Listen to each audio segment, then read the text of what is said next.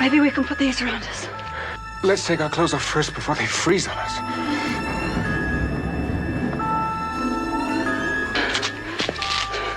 Have you ever watched a movie that took you away to a beautiful future, filled with jaw-dropping drama and a seemingly perfect world, only to realize later that the wardrobe choices were, well, less than Oscar?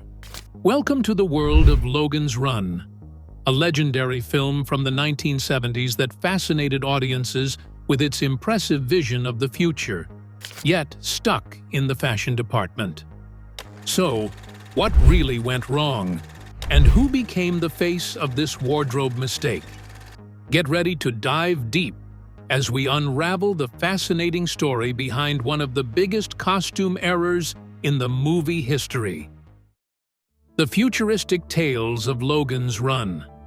Imagine being in the future where everything looks perfect, on both the inside and outside, at a lot of shiny buildings, carefree and unique people, and a life of incredible pleasure.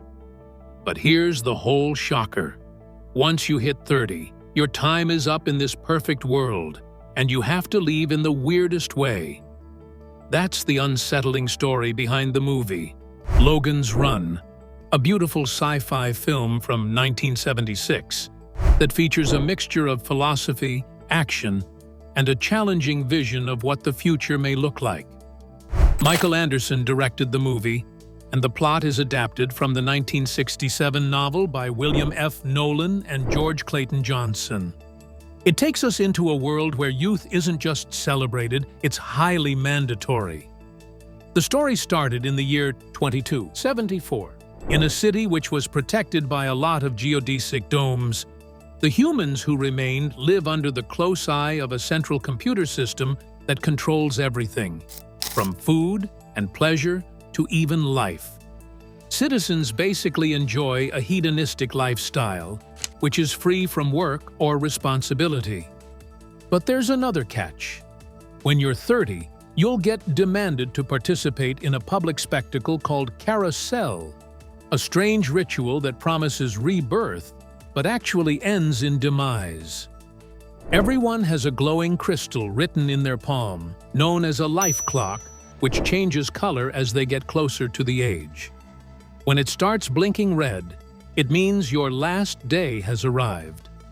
As expected, some humans accept their fate, but some others are not willing to accept this. So, some people try to run, with the hope to run away from the system and find a mysterious place called sanctuary. These fugitives are known as runners, and that's where the Sandmen come in. These are elite enforcers who are trained to hunt down and terminate anyone who dares to defy the rules, and Logan 5 is one of them. He is so good at his job, very efficient and excellent. But everything changes when his bosses assign him to a secret mission by the city's computer. The instruction is simple. Get into the runner network, find sanctuary, and destroy it. This mission was not convincing to Logan, so to make it convincing, the computer removes his life clock, making it blink red, which basically marked him for his demise 4 years early. When Logan asks if he'll get those years back after completing the mission, the computer stays silent.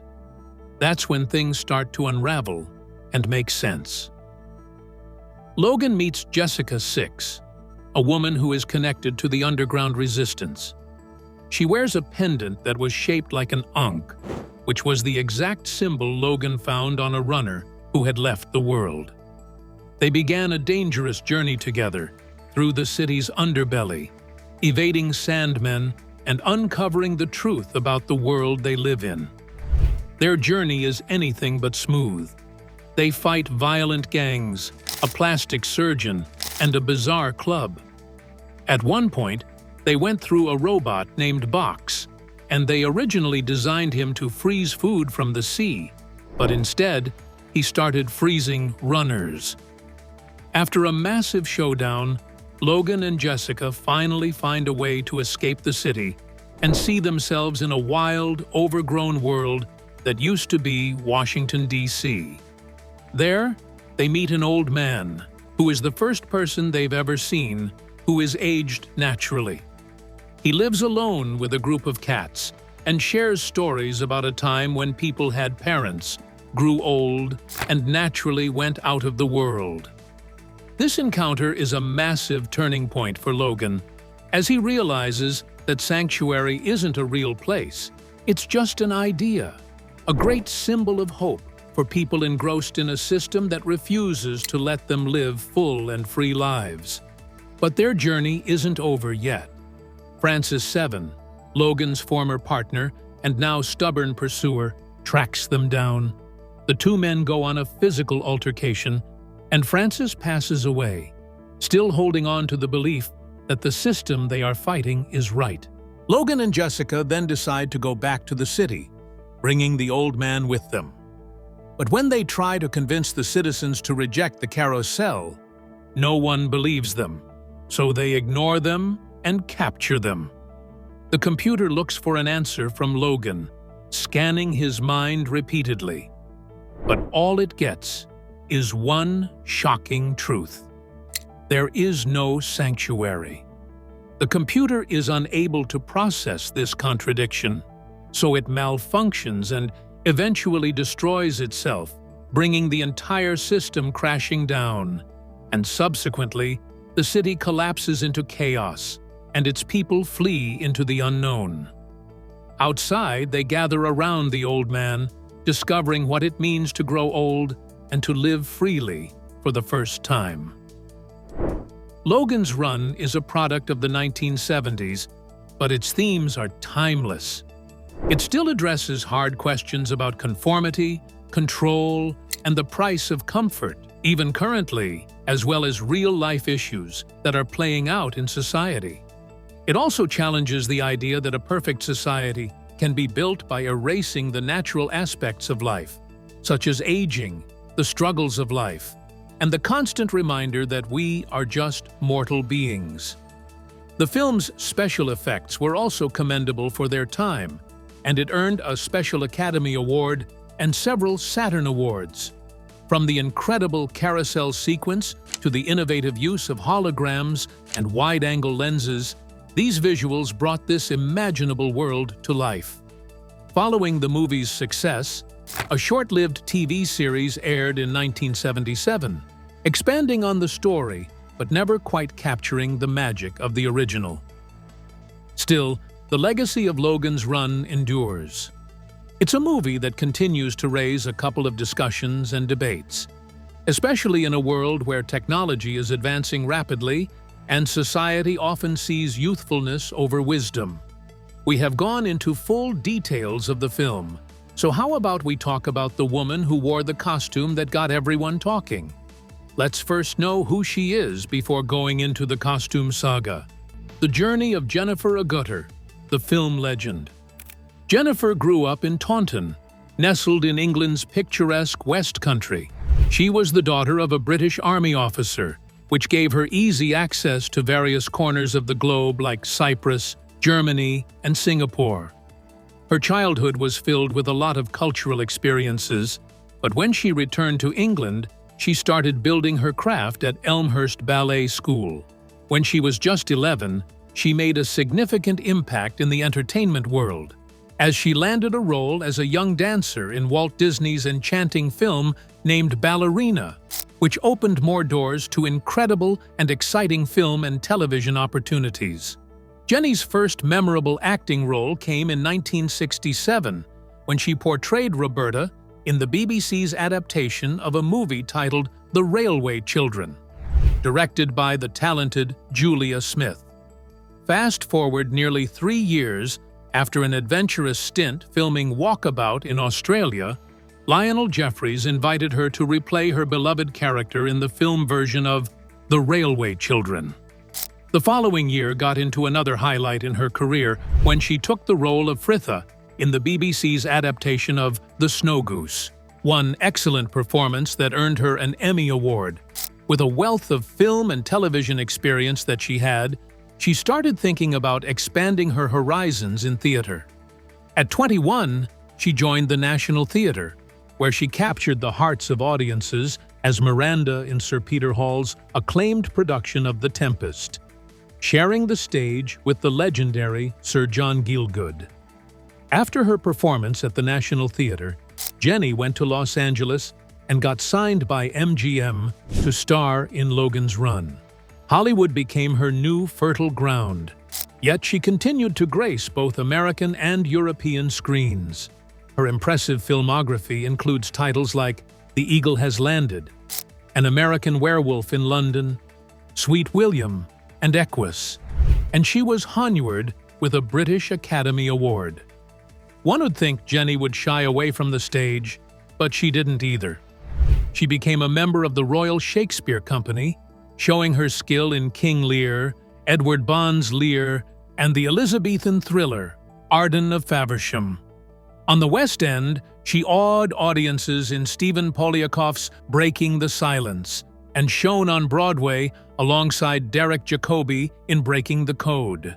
In 1995, she traveled to Tokyo with the RSC to portray the Princess of France in Love's Labour's Lost, and in 1998 and 1999, she took on the role of Mrs. Darling in the Royal National Theatre's rendition of Peter Pan, sharing the stage with the legendary Ian McKellen as Captain Hook.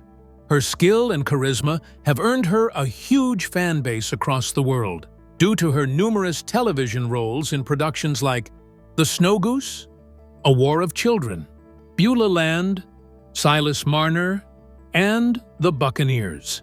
In 2000, she made her way back to The Railway Children, this time as Mother in the Carlton TV adaptation.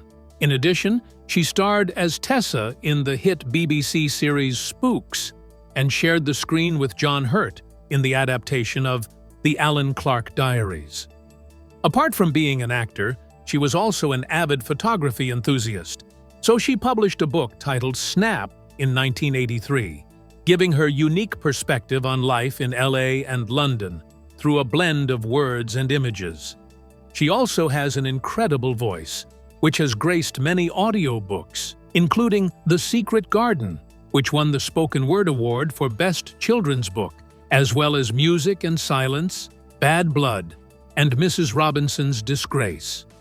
Till today, Jenny continues to charm audiences as Sister Julienne in the beloved BBC drama Call the Midwife, recently praised as the best drama of the 21st century. Beyond her acting, she dedicates her time to various charitable causes, as she continues to use her platform to make a difference. She had built a name for herself as one of the most notable actresses that stood the test of time. Until today. But what really happened at Logan's Run?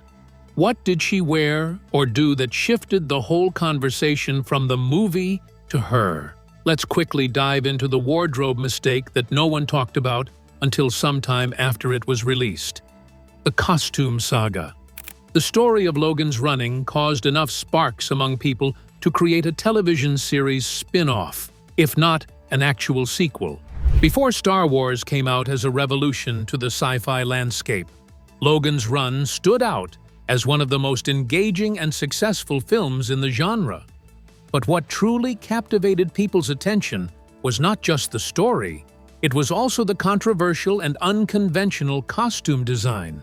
In the years that led up to Logan's Run, sci-fi films typically feature some characters in interesting spacesuits, bland white prison garb, or extravagant outfits, which were adorned with oversized jewelry and unusual headgear.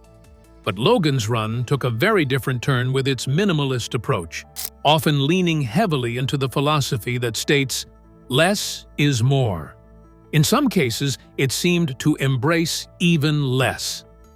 Bill Thomas, an award-winning costume designer with an impressive portfolio of more than 180 films, led this charge in this innovative design. For Logan's Run, Bill decided to use styles and fabrics that resonated with the 1970s normal aesthetics, which gives the movie a vibe we can still relate with today. The Sandmen, who serve as the futuristic city's law enforcement tasked with apprehending the runners, sported eye-catching yet straightforward outfits.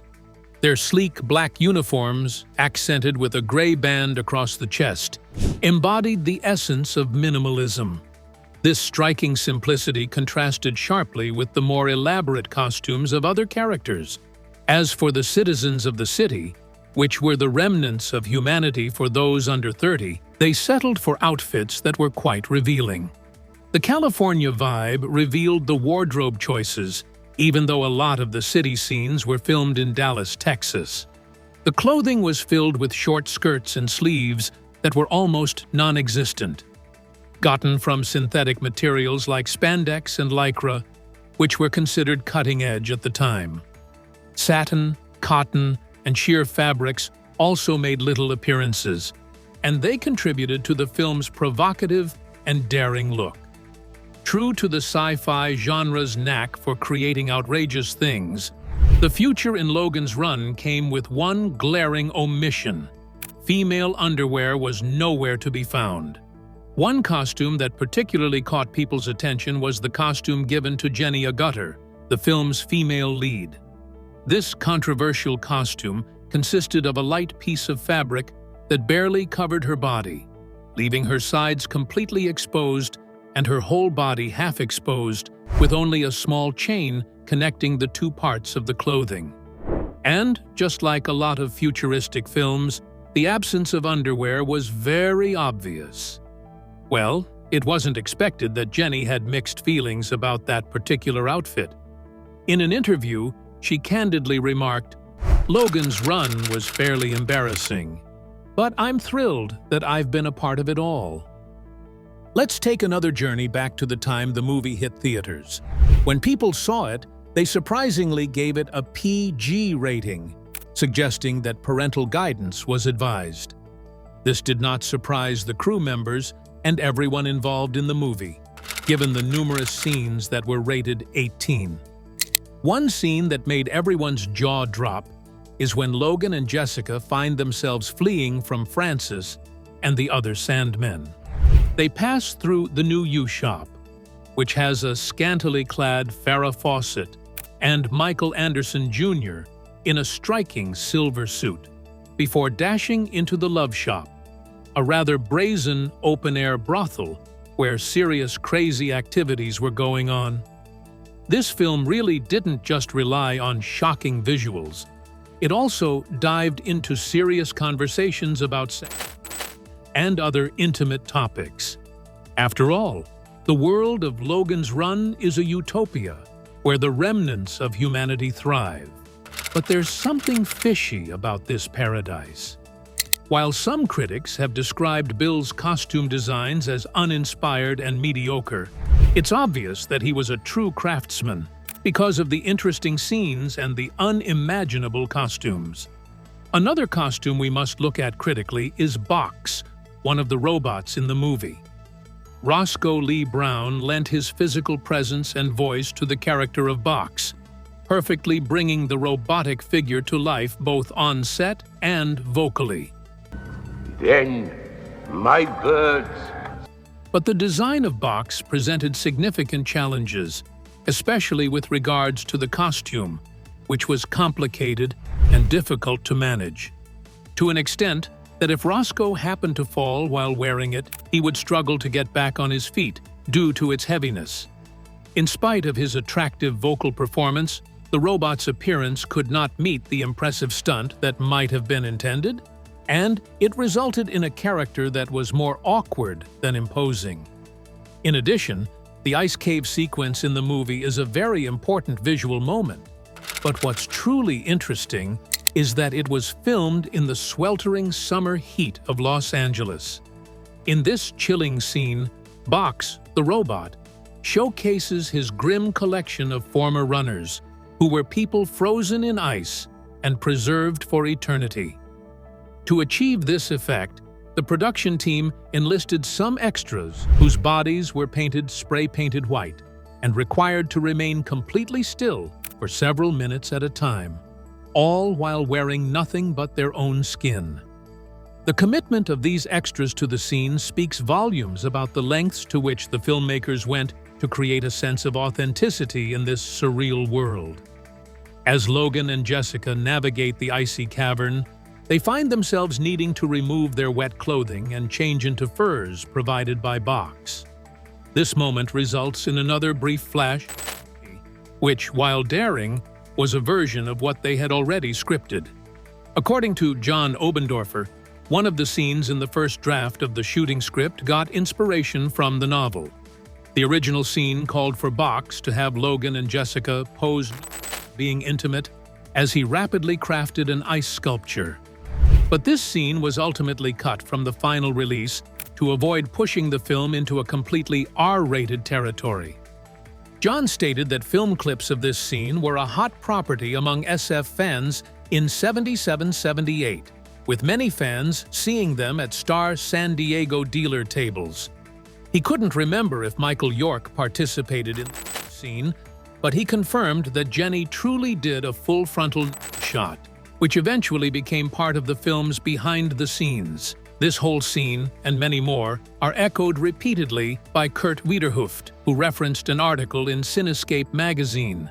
He firmly stated that Jenny took several poses of her taking off her clothes, a collection humorously called the Knickers Reel, which reportedly circulated around Hollywood and maybe the whole world for a while. The combination of these interesting visuals, the dedication of the cast and crew, and everything the movie represented brought about a really fascinating era in cinema. Logan's Run did not only push the boundaries of visual storytelling, but also created buzz that stayed for a long time after its release. Before you get the impression that Logan's Run is merely a parade of nudity, it's essential to recognize that the film does, in fact, weave a compelling storyline throughout its runtime. They tried to take the criticism and make adjustments by the costume managers, but again, the costume worn by Heather Menzies, who portrayed Jessica 6 in the series, was still revealing.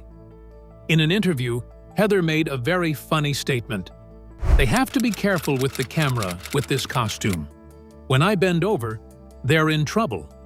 This statement basically highlights the thin balance between maintaining the spirit of the original film and looking at the more conservative standards expected of family-friendly television at the time.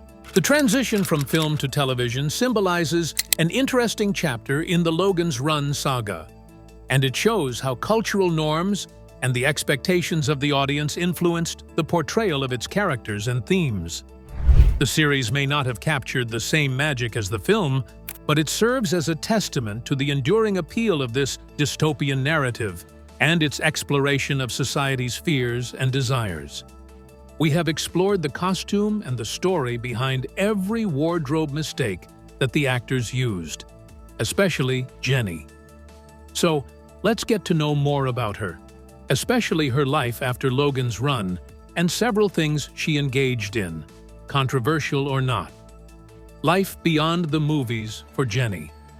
For many people who did not really know anything about Logan's Run, Jenny will always be known as the lovely character Roberta Waterbury, or Bobby, from the classic 1970 film titled The Railway Children. Even though she celebrated her 71st birthday recently, her connection to Go Beyond, which is one of the 4 charities held during Christmas, was entirely fitting. This organization gives vulnerable children the opportunity to enjoy holidays in the countryside and by the sea, and according to her, this aligns perfectly with her own childhood experiences. Her deepened passion for supporting Go Beyond stems from her personal upbringing. She shares, "I was fortunate to have a wonderful childhood with a loving family. I never lacked for anything. It was a magical time filled with adventures and explorations. I even remember building a boat on a pontoon once." In 2022, 81% of the children aged 8 to 30 referred to Go Beyond by teachers and social workers reported increased confidence after spending time at their centers in Cornwall and Derbyshire. 76% noted that they found it easier to make friends, and 78% started being optimistic that positive things could happen in their lives. Agutter has also been vocal about her disposition against cosmetic surgery. strongly believing in embracing one's natural self. She says, "You are who you are. We carry our beauty with us at every stage of life." Jenny's enduring curiosity and her desire for new adventures and experiences also drive her work with Go Beyond. In an interview with the media, she states, "I often get thanked for my charity work, but it's really the other way around. They give me the chance to meet incredible people from diverse backgrounds. Being around young people keeps me feeling young." Her commitment to many charitable causes goes beyond just appearances. She actively participates in the work. And while some celebrities and her colleagues hesitate to engage in political issues due to scandals, she is never afraid to take a stand. And she does it boldly, without agreeing with a specific party. Comparing herself to a character she portrayed in a movie, she says, "Sister Julienne focuses on caring for people in their current circumstances without questioning if they should change. I'm a bit more impatient. I believe change won't happen unless we actively pursue it." At just 14, she caught the attention of a director named Nicolas Roeg, who cast her in Walkabout, a solid survival film which was set in the Australian outback. In this memorable role, she played a schoolgirl left to survive with her younger brother. The financing for the film took a lot of years to secure, which she now sees as a blessing. She admitted that she wasn't ready for that role at 14. Due to all the delays, she was 16 when the cameras finally rolled, featuring a well-known scene where she gets skinny dipping in a remote lake. Talking about what she thought about it, she said, "It's quite innocent. Back then, nobody paid much attention to it, and we didn't have social media or the internet. Nowadays, the internet distorts everything by taking images out of context. It seems almost impossible that a scene like that would be filmed today because of her age at the time, but Jenny refuses to see herself as a victim. Sure, I might have felt a bit embarrassed as a 16-year-old, but the cameras were far away, and the water was beautiful. It was entirely appropriate for the film because Nick wanted to depict a sense of Eden. Would she have felt more at ease with an intimacy coordinator present during filming? Well, she politely declines the opinion. She stated that she had enough support from the beginning of the film to the end, so she wasn't vulnerable. Her mother was also with her to support her emotionally. Although Walkabout was filmed before The Railway Children, the release dates had to be flipped. So, audiences first fell for the very innocent Roberta, in her bonnets and braids, before seeing her grow into a more womanly figure in Walkabout. In The Railway Children, I was allowed to embrace my childhood fully because director Lionel Jeffries treated us as kids. He would give us half a crown to spend in the shop at the end of a good shooting day. Sally Tomset, who played my 11-year-old sister Phyllis despite being 20 at the time, would joke, "That won't buy you much at the bar." The Railway Children has been a part of my life for a long time, and I actually quite like it. I feel like today's teenagers are losing a bit of that innocence compared to the kids in The Railway Children. She is constantly thankful that there was nothing like social media when she started her career because she was involved in adult-rated films before she turned 17, and she was still naive due to the protection she got from the boarding school she attended. In her later Hollywood years, she started taking on roles on both sides of the Atlantic. While filming a TV miniseries of Jeffrey Archer's Not a Penny More, Not a Penny Less in the UK, she met her future husband right there, whose name is Johan Tam, and wasn't a fan of California. This made her move back home to the love of her life. They eventually got married in 1990, and their son Jonathan was born on Christmas Day that same year, as a huge blessing to them. She had also had health issues to battle with, as she had long known that cystic fibrosis ran in her family, since her older brother also suffered from the illness. He had a daughter named Rachel, who unfortunately lives with the condition. But Jenny hadn't been tested herself before getting pregnant, even though she knew there was a 50-50 chance she could be a carrier. Rachel was doing really well, she says, referring to her late 40s and continued health, so I didn't think about getting tested until after I was pregnant. When she finally took the test and found out she was a carrier, her husband was also tested, but it came back negative. She was thankful for that because she may have blamed herself for transmitting it to her innocent husband. This revelation later led her and her brother to question the reasons behind their two siblings' deaths in infancy. In her words, she explains, "We were simply told they hadn't thrived as children. That could have been a sign of cystic fibrosis, though it wasn't diagnosed at the time. We may never know for certain, but that's what we believe." This uncertainty is part of why I support the Cystic Fibrosis Trust. When she gave birth to her first child, her career took a different direction. She returned to work 7 months after giving birth, but started being careful to choose projects that fit around Jonathan's schedule. As for ageism in the industry, which is often said to limit the roles available to women over 40, she had a different narrative.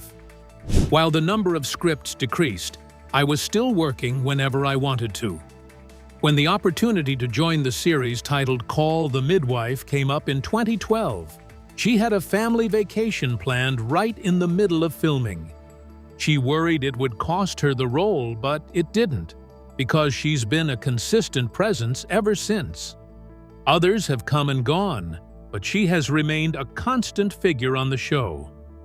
"I've had jobs where I felt stuck," she says, remembering her time on the long-running BBC spy drama Spooks, where she left after just a couple of seasons because her character never seemed to leave the office. What do you think about the huge wardrobe mistake in Logan's run? Let us know in the comments below. Thanks for watching. To enjoy more exciting videos, click play on the video on your screen. And don't forget to like, subscribe, and hit the bell so you get notified when a new video drops.